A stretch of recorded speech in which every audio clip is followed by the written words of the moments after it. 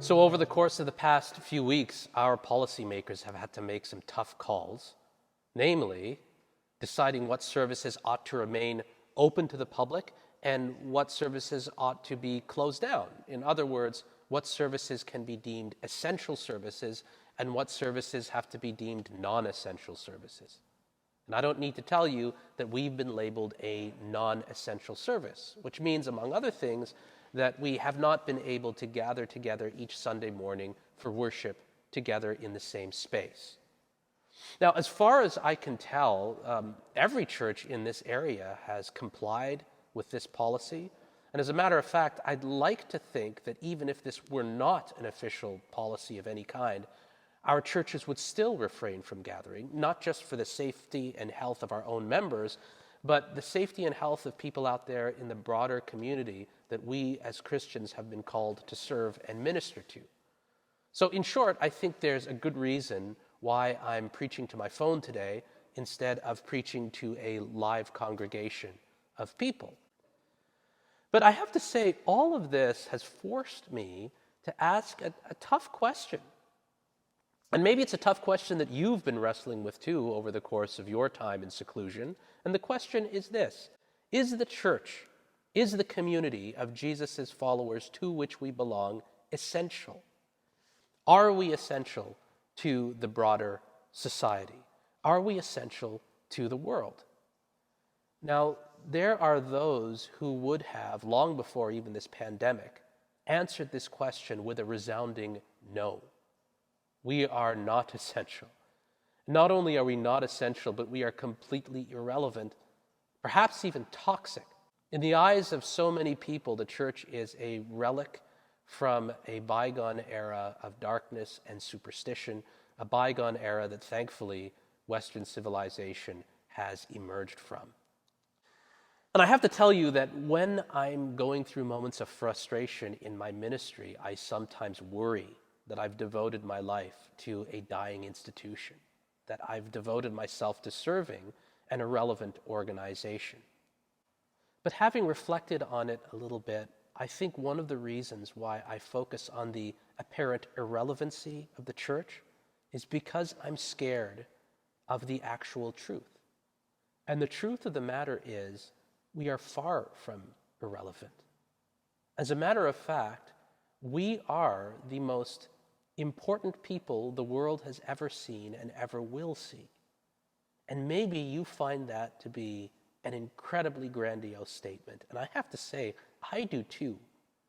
But if you actually read the scriptures, if you actually read what the New Testament has to say about us, it sounds even worse. I want you to listen to what St. Peter has to say about the church in the reading that you just heard. He says to them, in fact, he says to all of us, you are a chosen race. You are a royal priesthood and a holy nation. We are a chosen race, apparently. And I feel like after having heard that, what we need to do is all get down on our knees and say the prayer of Moses. And the prayer of Moses is of course, Lord, please choose someone else. St. Peter goes on to say that we are a royal priesthood. What could he possibly mean by that? Well, I'm going to try to answer that question in a few minutes, but first, I want to take a look at the larger context of Peter's first general letter to the church. St. Peter, when he wrote this letter to the church, was not writing to a powerful organization. The Christians were by no means running the Roman Empire, far from it.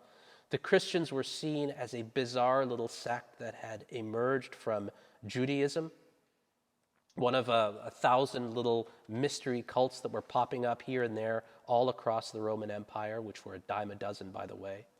No credible observer at the time would have looked at the church and said, yes, this is an essential institution. This institution is vital for the functioning of the Roman Empire.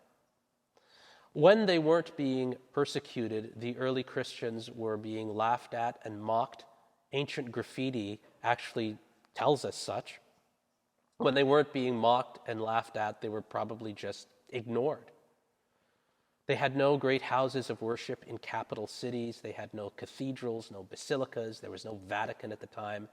They were a scattered group of people meeting in living rooms all around the Roman Empire, meeting in secret. That is the church to whom Peter wrote in the first century.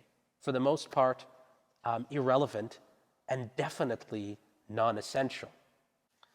But not only was the church a rejected people, its founder was himself a rejected man. He was rejected by the religious authorities of his own nation.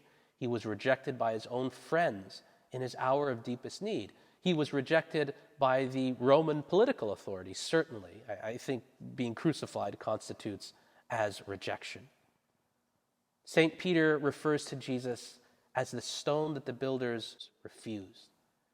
But in the strange outworking of God's master plan, that stone that the builders rejected, this man that everyone deemed non-essential and irrelevant, becomes the cornerstone of this awesome edifice, this awesome house that God is building. And that house is the church. And if that's true, then it means that all of us, that you and I, are stones in that edifice, insofar as we have oriented ourselves around Christ, insofar as we have been placed around the cornerstone, we are bricks in that awesome structure that is God's church. Peter refers to us as living stones. But let's be honest. Brick isn't much to look at. They are roughly hewn. They're jagged in places, chips here, cracks there. They're worn by the weather, perhaps even marred by the odd vandal. And that kind of describes us pretty well, doesn't it? We're all ordinary. We've all taken a beating in life. But here's the thing.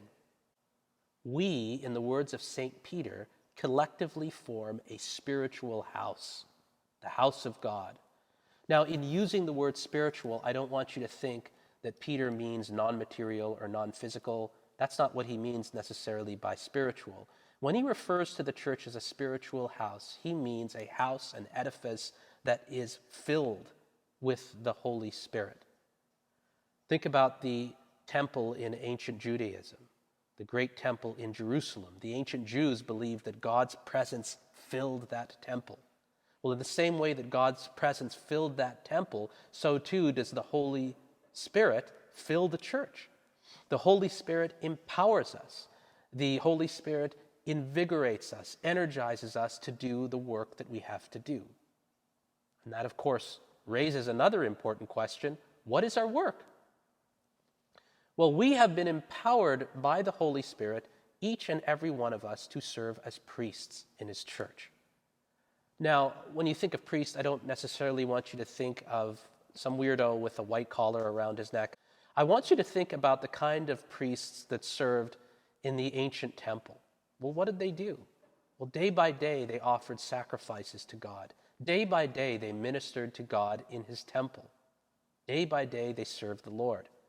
That's your job as a member of the royal priesthood, to take what you have and to offer it to God as a self-sacrificial act of service.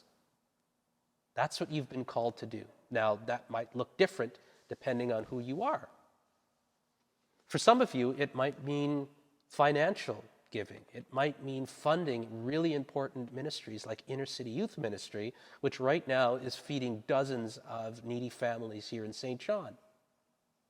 For others, it might mean helping out at the laundry program, or serving at the drop-in program, or teaching Sunday school, or having some kind of a music ministry, or running a small group study and prayer group in your house or in your apartment, or preaching. Now, the thing is, none of these ministries on the surface look that important. Chatting with a homeless man who's come into our church to do his laundry doesn't necessarily sound like a big deal, right? Or hugging a kid who has come to our Messy Church program doesn't exactly qualify you for the Order of Canada. Calling somebody in pandemic time and praying with them over the phone doesn't actually make you a canonized saint.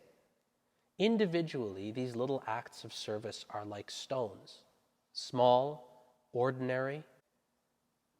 But consider this.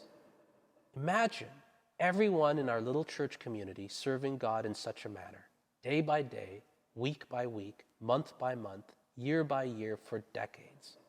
Collectively, over time, empowered by the Spirit, offered to God through Christ, these small, humble acts of sacrifice become something great enough to awe even the archangels in heaven.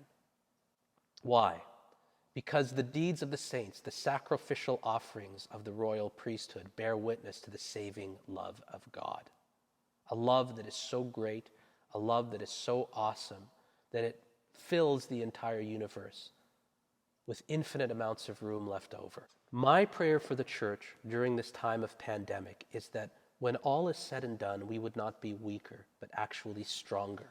We would be more committed to Jesus, more committed to the Holy Scriptures, more committed to the sacraments, more committed to good deeds, more committed to mission than we ever were before. Now we are together in spirit. Very soon we will be together physically. And when that time comes, let's get back to work in earnest. Let's be about our Father's business. Because I'll tell you what, we have a lot of work to do. And that work is essential.